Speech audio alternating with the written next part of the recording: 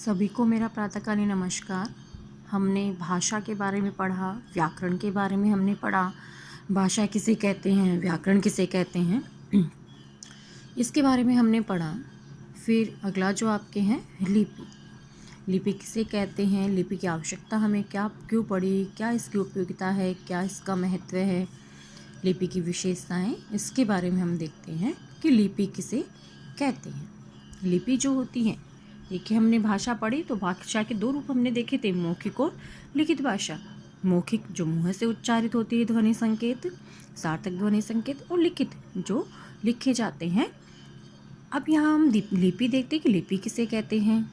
लिपि देखिए, जब भाषा को लिखित रूप की आवश्यकता पड़ी तो मौखिक ध्वनियों को अंकित करने के लिए कुछ चिन्ह बनाए गए। ये चिन्ह ही लिपि कहलाए। देखिए भाषा को जब है लिखित रूप की आवश्यकता पड़ती है, मौखिक ध्वनियों को जब लिखने की, अंकित करने की आवश्यकता हुई, तब जो है कुछ चिन्ह बनाए गए थे। ये चिन्ह ही क्या कहलाए, ये चिन्ह लिपि कहलाए।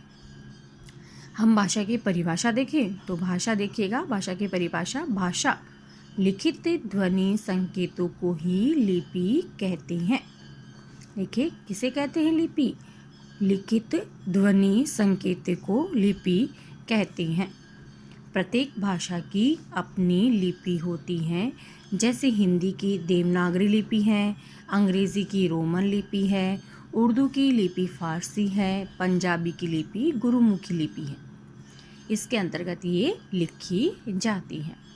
देवनागरी लिपि है, इस लिपि का प्रयोग हिंदी के अलावा किस किस भाषा में करते हैं। देखिए इस लिपि का प्रयोग हिंदी के अलावा मराठी में करते हैं, कोंकणी में करते हैं, नेपाली भाषा में, संस्कृत भाषा में, प्राकृत, अपभ्रंश आदि भाषाओं में देवनागरी लिपि का प्रयोग होता है। देखिए देवनागरी लिपि की विशेषता तो इन्होंने क्या बता दी है।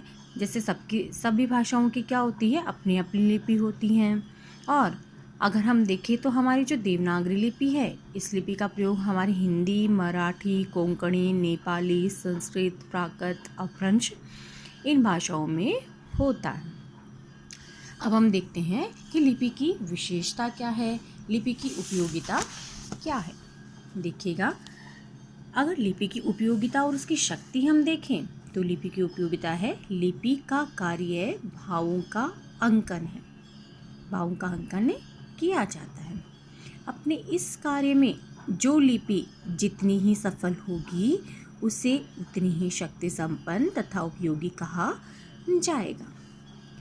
लिखित कार्य में जो लिपि जितनी अधिक सफल होगी उसी को उसकी शक्ति हम कहते हैं, उसकी उपयोगिता हम कहते हैं। अब इस आधार पे हम देखें तो देवनागरी लिपि की विशेषताएं हम देखते हैं कि देवनागरी लिपि की है उसकी क्या विशेषताएं होती हैं। भारत की प्राचीन लिपि थी ब्राह्मी और खरोष्टी लिपि। देखिए दो लिपियाँ हैं, प्रमुखतः प्रचलित थी, और उन लिपियों के नाम हैं ब्राह्मी लिपि और खरोष्टी लिपि। अब ब्राह्मी लिपि से ही देवनागरी लिपि का विकास हुआ है। अगर प्रश्न आ जाए कि देवनागरी लिपि का विकास किस लिपि से हुआ तो आप क्या बताएंगे, ब्राह्मी लिपि से। अब हम इसकी विशेषताएं देखते हैं कि देवनागरी लिपि किस प्रकार लिखित होती है, क्या इसकी विशेषताएं हैं। देखिएगा, पहली इसकी विशेषता है, यह हमेशा से बाईं ओर से दाईं ओर लिखी जाती है।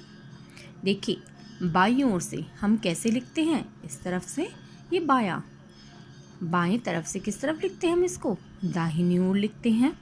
दूसरा, उच्चारण के अनुरूप लिखी जाती हैं। देखिए हमसे मुख से जो उच्चारित करते हैं उन उच्चारण के अनुरूप इस लिपि को लिखा जाता है। तीसरी विशेषता, संपूर्ण लिपि समूह स्वर और व्यंजन में विभक्त है। हमने लिपि समूह को किसके अंतर्गत बांट दिया है, स्वर और व्यंजन में बांटा है। नंबर 4, एक वर्ग के वर्णों का उच्चारण एक स्थान से होता है। हमने पहले भी बात की थी इस बारे में, जैसे कंठव्य, तालव्य, ओष्ठव्य, दंतोष्ठव्य, मूर्धन्य, ये शब्द हैं। जैसे कै, ख, ग, गैड़, ये शब्द है एक ही उच्चारण स्थान से है होता है। एक वर्ग, कै वर्ग, च वर्ग, ट वर्ग, जैसे हम वर्गों को बांट दिया है वर्णों को, इनका उच्चारण एक ही स्थान से होता है। नंबर 5, इसकी ध्वनियों में संसार की किसी भी भाषा का उच्चारण किया जा सकता है।